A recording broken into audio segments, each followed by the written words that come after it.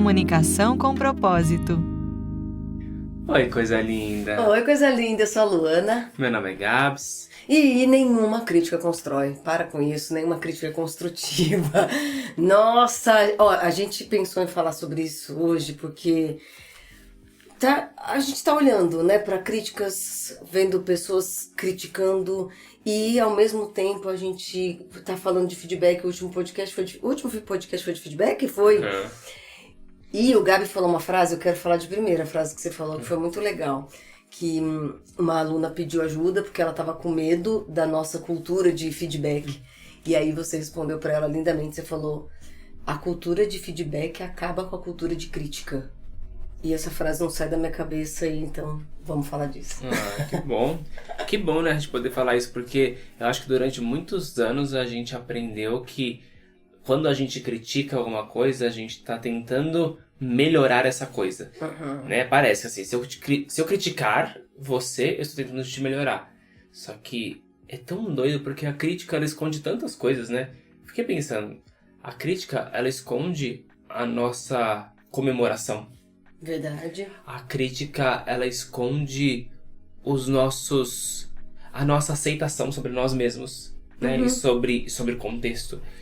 E eu acho que principalmente a crítica esconde a quantidade de pedidos que a gente tem feito pro mundo. Os pedidos que a gente fica fazendo, né? Então, puta, tem algo que não tá legal. Melhore pra mim. Eu quero que o mundo melhore pra eu ficar mais satisfeita, né? Isso é muito legal, porque... Muito ruim, na verdade. É ruim. É porque assim, a gente tem uma falsa sensação que o mundo vai dar coisas pra gente, né? Então, a gente ficou visualizando que a gente seria mais feliz conforme o mundo nos desse mais. Então, eu acho que é por isso que a gente fica criticando pra ver se lá fora melhora.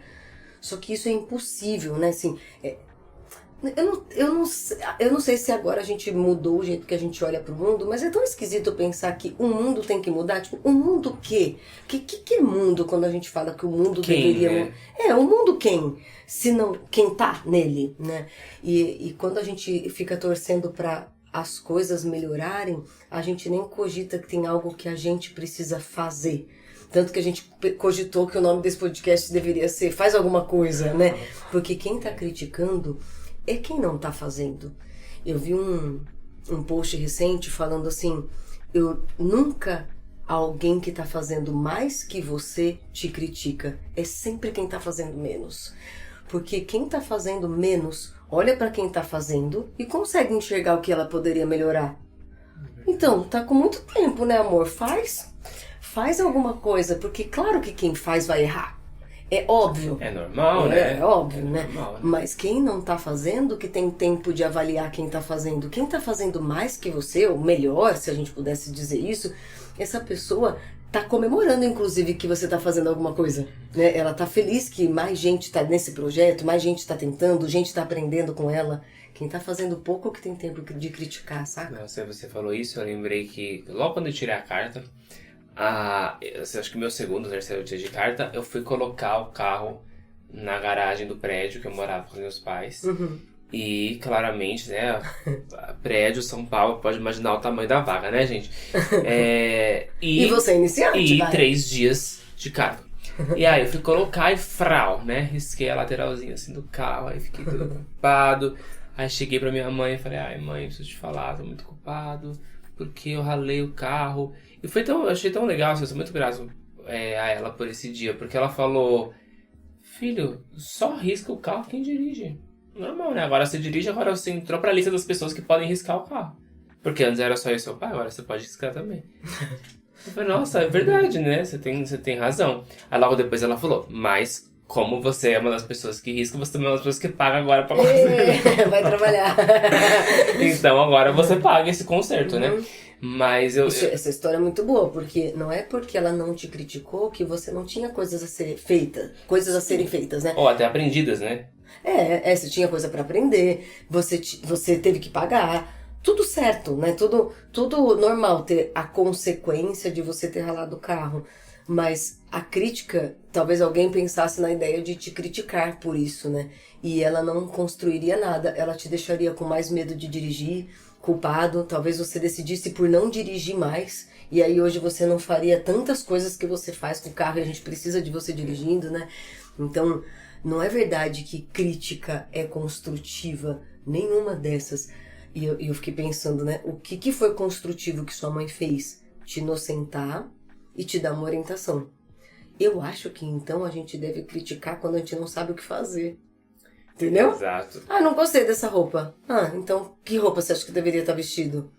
Não sei qual, mas essa é ruim. Né? Normalmente a crítica vem assim. Não sei o que eu faria, o que eu quero que você faça. Só que sei que assim eu não gostei. Né? Tem uma sensação que eu fico vendo na minha mente que é... Até quando a gente já atendeu artistas, né? Que a gente atende muitos artistas aqui no Voz do Ser. É muito comum os artistas acharem que se eles gostarem da arte que eles estão fazendo, aí eles vão estagnar. Né? Então parece que a crítica é uma maneira de dar passos, né? Vejo isso com dieta. Parece que se eu me satisfazer... Ah, fala qualquer coisa. Ah, se eu gostar de como tá meu corpo, se eu gostar de como tá meu corpo, parece que eu vou avacalhar. Então eu acho que a gente faz isso com as pessoas inconscientemente, né? Então, parece que se eu só comemorar, se eu só aprovar, se eu só gostar, eu vou estar negligenciando a possibilidade de dar o próximo passo. Então eu preciso me criticar.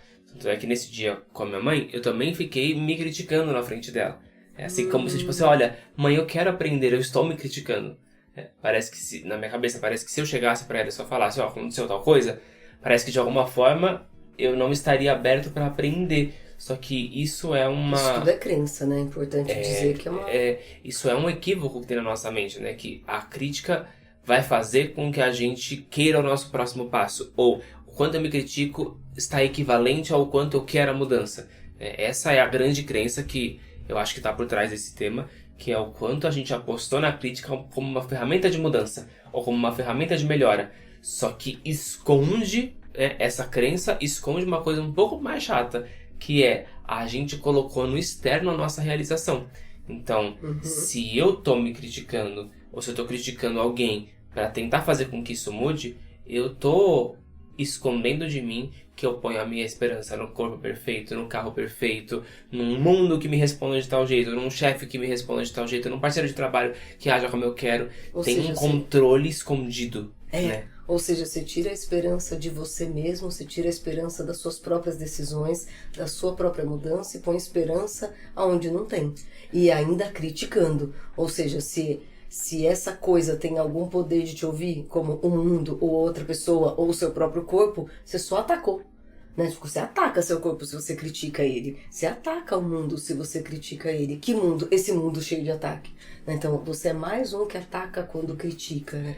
E eu acho que, então, sempre que a gente está crítico, a gente está sem saber o que precisa ser feito. Ou a gente não está fazendo o que a gente sabe que precisa ser feito, né? Porque se eu tô olhando pra alguém e essa até se precisa ser feito, né? Porque às vezes você não tem que fazer nada, né? Aproveita, curte, né? Às vezes tá faltando você comemorar, que é a coisa que você falou, né? Porque assim, se eu tenho uma crítica a fazer, então sinal que eu não estou fazendo algo, eu não estou entregando algo. Porque se tem de fato uma coisa que precisa ser melhorada, e fui eu que vi, eu posso fazer, né? Eu posso entregar. Então talvez a crítica seja sempre de quem está pedindo. É uma mentalidade de pedinte. Melhora aí pra mim, faz alguma coisa diferente, muda o mundo externo. Mas eu não tô me dedicando a fazer o que eu preciso fazer. Né? Não tá legal pra mim, faz alguma coisa, né? Isso que é crítica, né? É quem tá pedindo. E o mundo não precisa de mais pedintes, né? O mundo não tem nada pra dar. Inclusive o mundo não é nada, a não ser que a gente, então, coloque coisas no mundo. Então, o que eu preciso fazer? Qual é a minha parte nisso? Então, assim, criticar que o mundo é muito violento é uma coisa, é uma mentalidade de pedinte e de quem só tá reclamando e tá atacando mais o mundo. Agora, olhar para o mundo e ver que de fato é violento e não criticar, e sim colocar amor no mundo, então eu tô fazendo algo mais efetivo. Eu tô de fato mudando, construindo então um mundo amoroso, né? Nossa, e eu vou voltar um passinho antes, porque eu acho que isso já é muito solucionador o que você tá falando. Mas eu acho que tem uma coisa que eu só entendi agora, que é quando a gente critica, muitas vezes a gente tá dando um tiro no escuro, né? Porque eu fiquei pensando assim, ó, uma pessoa tá dentro de um carro e ela começa a sentir o estômago chacoalhando. Né? E aí ela fala, ai, esse carro podia estar mais gelado. Ah, essa janela podia estar aberta. Ah, essa música podia estar outra. Ah, esse motorista podia balançar menos. É verdade. Né? Então, assim, ela tá criticando numa vontade de tipo, mude o motorista, mude a música, mude o ar, mude a ventilação pra que eu me sinta melhor. Mas você não tá vendo que a questão é a sua barriguinha. Né? Tipo assim, a questão é o seu estômago. O seu estômago não tá legal. A gente pode ligar o ar, a gente pode mudar a música, mas é o seu estômago que não tá legal. E eu acho que a dificuldade... Não mexe onde tem que mexer, né? Não mexe onde tem que mexer. E a dificuldade de comemorar também tá aí, né? Porque... eu não estou conseguindo comemorar. Mas aí eu falo que o problema é que eu não consigo comemorar. É que não tá legal o suficiente. E aí eu me distraio de ver, inclusive, o que eu preciso fazer, o que eu preciso colocar. Por isso que eu achei muito legal que você falou, nossa, a gente vai ter que colocar no mundo o que a gente vê que o mundo tá precisando. Mas até antes de ver o que o mundo tá precisando, talvez a gente precise ficar consciente sobre nós. O que eu tô precisando, então, se eu tô tão crítica, né? Será que é o mundo mesmo que tá precisando? Ou será que sou eu que não tô vendo o que eu tô precisando, né? Será? Tem certeza que não tem nada pra você comemorar hoje, né? Que eu ficava muito triste comigo, assim, de verdade, porque eu chegava nos lugares quando a gente montou o primeiro Voz do Ser, né? A gente já esteve em 3 casas, né? E quando a gente montou, pô, foi uma vitória, né? Era uma salica de 30 metros quadrados, né? Mas foi uma vitória, foi o nosso começo ali.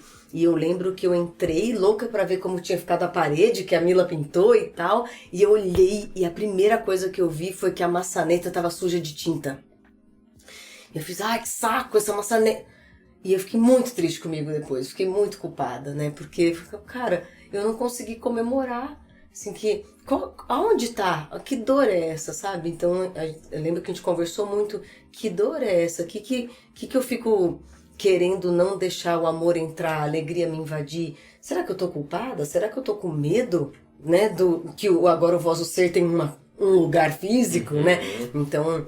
eu acho que a gente foi olhar para os meus medos, para o quanto eu estava segurando as minhas crenças, os meus arquétipos, e só não estava comemorando, porque era digno de comemoração. Ainda a gente poderia limpar a maçaneta, normal, mas por que eu não me permiti comemorar? Então a gente foi olhar para as minhas crenças, e não para essa.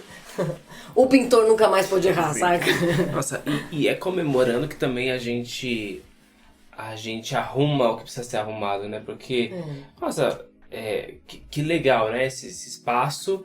E aí temos uma maçaneta suja, né? Tipo assim, comemorando, a gente consegue ver a maçaneta e limpar. Porque e limpar com alegria, né? Eu acho que a gente tem que tirar isso da mente, sabe? Coisa linda. Tirar da mente a ideia de que se a gente não reclamar, a gente não vai fazer o que tem que ser feito.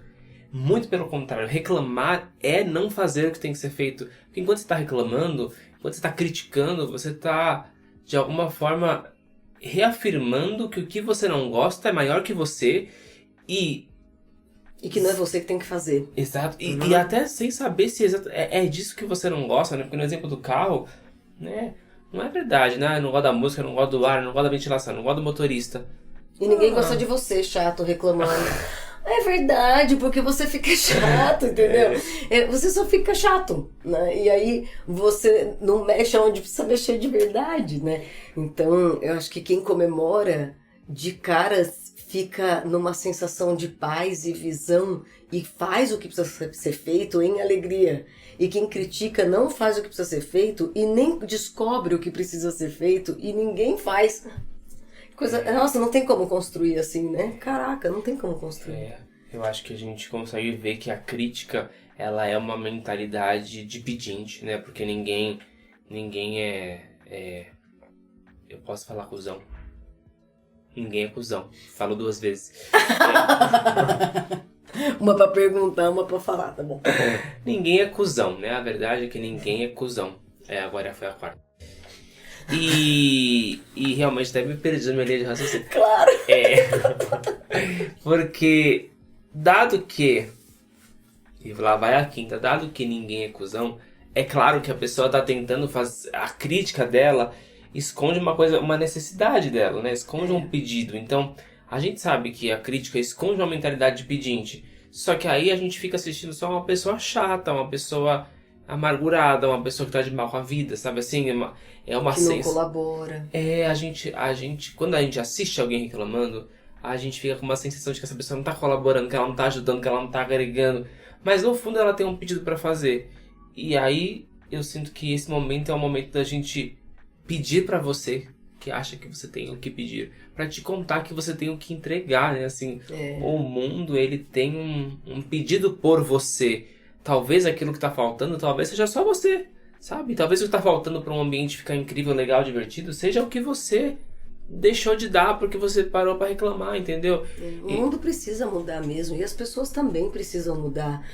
Então, que a gente seja a inspiração dessa mudança, que a gente coloque no mundo o que o mundo está precisando, que a gente olhe para o nosso corpo, por exemplo, e reconheça que ele pode ser um instrumento de muito carinho e a gente cuida dele sem precisar criticar, que a gente perceba o que falta a gente fazer e faz, e faça, e não nos critique. Também a começar pela autocrítica.